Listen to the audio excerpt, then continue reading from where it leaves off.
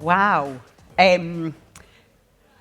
We were joking earlier about my likelihood of going off script, and true to form, I'm going off script straight away because we were joking as a team earlier about, you've made it when you get walk-on music. So, I feel like that's kind of set me up. But working on Guinness is such a gift. And I have been asked to tell stories about Guinness many times recently, and it's actually quite difficult because there's so many stories and so many ways that I can tell the story. So hopefully, keeping to a few simple chapters of the story will be interesting and inspiring over the next 20 minutes or so. But it's a gift in many ways, one of which is the fact that it is the most distinctive beer in the world. It's a black and white pint in a sea of golden lagers. It looks distinctive, it tastes distinctive, and of course, for an audience like you guys, it has an enormous legacy of distinctive advertising. But to go from good to great, or great to greater maybe, from big to even bigger and achieve all of the aspirations and goals that we had on Guinness, we knew that we needed more. And we needed to reimagine that black and white pint for a slightly different world, right? Socializing was changing. This was a world where, hundreds of pubs were closing every week, and actually, really tragically, they still are. And a world where people's communication habits had completely changed. And also, we needed to kind of challenge some of the perceptions that were still actually holding us back, perceptions held internally and externally. So there were kind of three main shifts that I'm going to talk to you about today. And as I said, I could tell the story in many different ways. But for today, how we connected the brand to culture, how we used innovation to challenge some of those perceptions, and in some cases, the reality of the way that people were able to enjoy Guinness, and also changing our media model, and in some ways, actually, the whole marketing model. And all of that resulted in the phenomenal results that we've seen over the last few years, and ultimately becoming the #1 pint in pubs, and then the #1 overall. So just by way of introduction, I'm going to take you back to the year 2000, which is tragically when I joined Guinness, which is age-shaming myself. But this is kind of what the world looked like back in 2000. But by way of introduction, I guess it's a long journey for me. I've been in this role for 4 years, so I feel reasonably well qualified to talk to you about what we've done over the last few years in this country. But I started at Guinness a long time ago, and what that means, I guess, is it's kind of personal. Like, it really actually means a lot. But it's also a nod for experience, which is often undervalued. That's code for a positive spin on getting old, I think, is the word is experience. But also the kind of human intangibles, right? And we're a young industry in marketing. We are increasingly digitally and tech-enabled, and that's a great thing. But actually, there's a lot to be said for things that you can pick up along the way. And there will be a theme peppered throughout my presentation about listening and listening to those around you, and that's definitely a big part of this story in the background. So, at least I can say that I am not old enough to have been around in 1759, but we talk a lot about standing on the shoulders of giants. It's a phrase that many of you will be familiar with. And what better giant to stand on the shoulders of than Arthur Guinness himself? And the reason I start here is obviously the theme of MadFest is fortune favours the bold, or boldness. And what better leader than Arthur Guinness to inspire what we do still today? Many of you will not know the story, but he took out a 9,000-year lease on the brewery in Dublin back in 1759. And you sort of think, for those of you who are entrepreneurs and working in a startup environment in the audience, you're like, wow, that's pretty bold. So we always kind of think about Arthur when we think about how we need to be bold, and he still inspires us in the way that we think today. And actually, for the first, I think, 170 years of Guinness's legacy, we didn't do any advertising at all.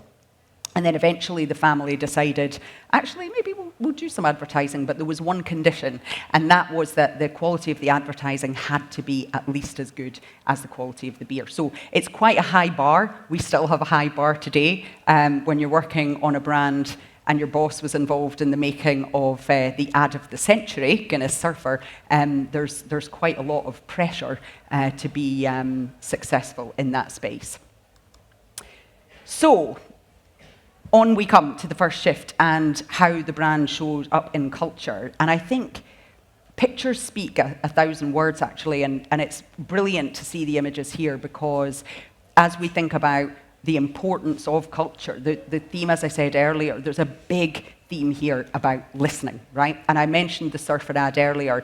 Guinness has always been a brand whose marketing has hit the cultural mark. But actually, a lot of that was, we were very well known for TV ads. There was a lot of other great stuff that we did, but what we were famous for was mainly TV ads. And the world, as I said up front, had changed, and we needed to think quite differently about how we were going to make the cultural mark. So maybe one of the best examples of listening was actually after the first lockdown, we picked up in social that Guinness had already sort of become the most anticipated pint after the first lockdown, and so much so that people were actually posting. There was a bit of a theme on looks like Guinness. So when we set the kind of business challenge, if you like, to really, really be the most anticipated pint when the pubs reopened the second time around, this was where a lot of the inspiration came from. For the creative work that followed. And I'm going to play what is probably the best example of how we really kind of hit the cultural mark and leveraged the distinctiveness of the brand to do that in this next spot.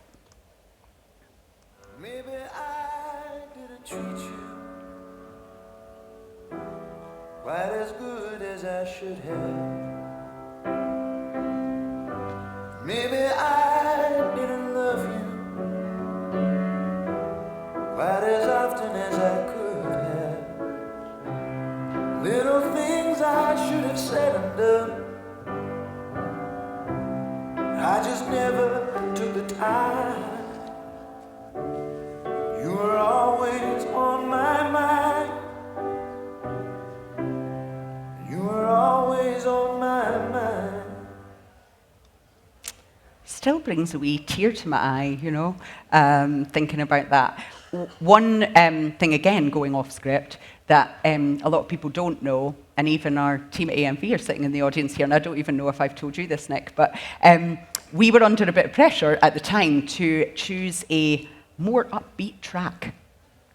And we went a bit rogue and aired the ad before it was anywhere near finished to the entire company and on a Zoom, and the chat kind of went, oh my God, this is amazing, this is amazing. And it kind of gave us the confidence. So I'm sharing that as a small anecdote, but that is the kind of boldness sometimes that when you feel in your gut that something is right, despite maybe some pressure from other places, to hold your ground. And sometimes you need to kind of be a bit bold and slightly naughty to get the outcome. But I think we can all agree now, looking back, that was definitely the right call. So the next thing then is thinking about the different partnerships that we've had, right? And for a lot of people, you'd think, working with an influencer whose whole raison d'etre is basically to look at the absolute worst manifestations of your product and share it with as wide an audience as possible would be a crazy thing to do. And actually, we talk a lot about Shit London Guinness. It's a London-based audience. There are also many of these handles spread up and down the country and across the world. But Ian at Shit London Guinness has obviously been one of the ones that has been the most famous. But we actually chose to, one, embrace that and actually kind of go, this is really interesting, actually, that we're obsessed with the quality of our pint, but actually, isn't it interesting that lots of other people are too? And you take what could be quite an internally facing, actually quite dry, technical type of conversation and turn it into something that is much, much more interesting. So big source of inspiration, but also actually what became a collaboration and a partnership. And you'll be amazed just how much this kind of stuff helps, both internally when you're trying to get more resource to do things, but also just how we've sparked the conversation and taken that conversation from beyond the technical audience to the consumer. The next one is totally different, but an amazing collaboration that we did with the trailblazing fashion brand Labrum. And again, what's brilliant about this, and there's another theme, there's one around listening, there's another one about authenticity, because what was brilliant about this, it was the storytelling. So we worked to create a specific print that went across one of the Labrum collections, and it's all inspired by the roots that Guinness has in West Africa and the stories. So it's actually all about shared values of that brand, shared stories, and it was all about how Guinness shows up in communities in a totally different part of the world, but a community that's very alive in London as well. So we're super proud of that. Totally different again, the megastar that is Fred again, who is a major Guinness fan, and I believe his rider used to include, I think, a 4-pack or an 8-pack of Guinness Draft in a can. So again, this is a partnership that comes from authenticity, but we helped Fred basically achieve one of his ambitions, which was to DJ whilst pulling pints in a pub in Dublin, and those kind of collaborations just really help to tell stories to a broader audience. And then lastly, what we've done in sport, and last year we announced that we were taking a new six-year partnership, title partnership with both the men's and women's Six Nations, which is amazing. And many of you won't know that we actually have a 60-year legacy in rugby. So this is a long-term play and culture that just continues to reinvent. And then you may have seen the small announcement recently that we are now also the official beer partner and alcohol-free beer partner of the Premier League. So huge moves in sport as well. And the reason I share such a broad range of cultural stories with you, if you like, is it's very rarely about one thing. And the thing about Guinness is everybody has a story, and everyone's story about Guinness is actually quite personal. So I think when we'll come on to talk about the shifts in the marketing model, but gone are the days where you can write a brief and you have one thing at the heart of the brief, and that one thing is said in the same way to everyone else. This is about recognizing that lots of people, there's different groups of people, different people have different connections to the brand, different stories. Yes, it makes all of our jobs way more complicated. As per my slide earlier, sometimes I crave the simplicity of the old marketing world where a lot could be achieved by one piece of film and a couple of out-of-home ads. It is more complicated, but it's so much richer and it's so much more interesting. And the depth of connection that you can make when you have stories to tell that resonate and create relevance to particular audiences, it's worth the time and the effort. So, something else that's worth the time and the effort, innovation. I spent 6 years of my Diageo life working in innovation. It's a space that I am super passionate about for anybody that's spent more than about 5 minutes in my company. But there's 2 amazing innovations that we can talk about today. So the first one is Guinness Nitro Surge. And for anyone who hasn't seen this, the key thing to note is that there's lots of people that drink Guinness in the pub. There's lots of people that drink Guinness at home, but actually not as many as you would think that drink across both channels. And for a lot of people that drink it in the pub, they don't necessarily feel like the Guinness that they can have at home is quite the same. Yeah? And Guinness has always been an innovator. Back in 1991, I think we won the Queen's Award for innovation, beating the internet for the widget that is essentially a little ball that sits in the cans of Guinness Draft, which helps to create the wonderful impact of the nitrogen in the can. So taking that a step further, what the Guinness Nitro Surge does is it uses basically a small device that you attach to the top of special cans, and it uses ultrasonic technology to create that amazing surge and settle and enable people to have the kind of two-part pour at home. So genuinely, when I said about earlier using innovation to challenge perceptions, so a lot of the way that we've communicated NitroSurge does help to challenge the perceptions, but it's also actually challenging the reality. And when I talk to the brewing team and the technical guys about this, they describe it almost as, think of it as your own personal keg. And it's the best possible experience. And I love that reframer. We haven't yet used it in marketing, but watch this space. And then the other one is the world of alcohol-free, yeah? And working in the beverage alcohol industry for a long time, you can imagine that the increasing presence of moderation could be seen as a threat, but actually it's such an amazing opportunity. And there were a lot of non-alcoholic beers out there already, but not necessarily anything that was really cutting through. So we launched in a way that only Guinness could and only Guinness would, by creating the best, obviously I'm biased, disclaimer, but the best non-alcoholic beer that we could, and something that, per the Arthur Guinness thing earlier about it's got to be good enough, otherwise we don't do it. And for anyone that hasn't tried it, shameless plug, please do try the Guinness Zero, because it is a fantastic product, and credit to the brewers for achieving that. But what we also needed to do was just bring the energy and the desire for people to actually engage with this in a fun way, because what we hear is people don't want to be reminded of what they can't have, or now you can do these things. It's more just show them the joy of Guinness Zero, and what better way to do that than with singing pints.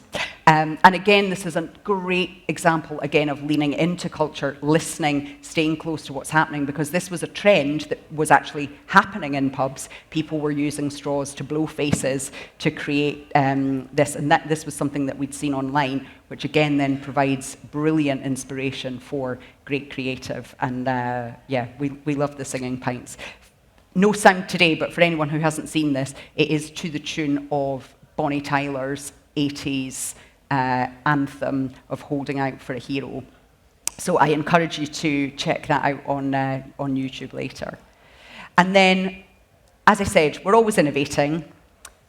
Probably most of you don't know that we recently took a step into footwear, and I'll just run the VT.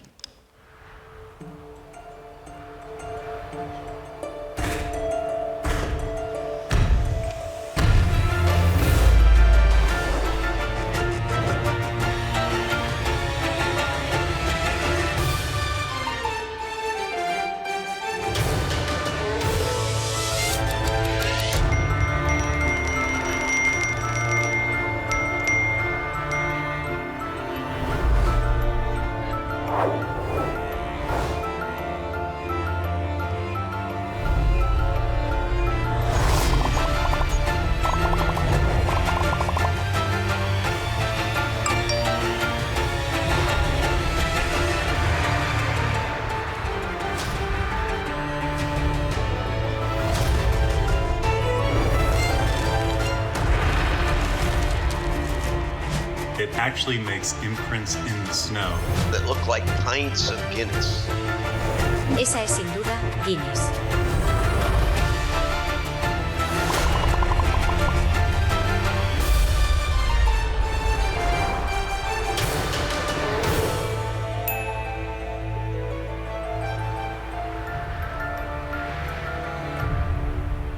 I love that. By the way, I didn't even get a pair last year. So, look out for them again this year. But it's fun, right? And that's the thing, it's taking the distinctive assets that we had, but actually loosening the shackles. So that's probably the other bold thing to note, is that you have to loosen the shackles sometimes and let people play, whether that's the creative teams in your agency or creators outside of that. Having the confidence to let people play with your brand is such an important part of how we need to market today.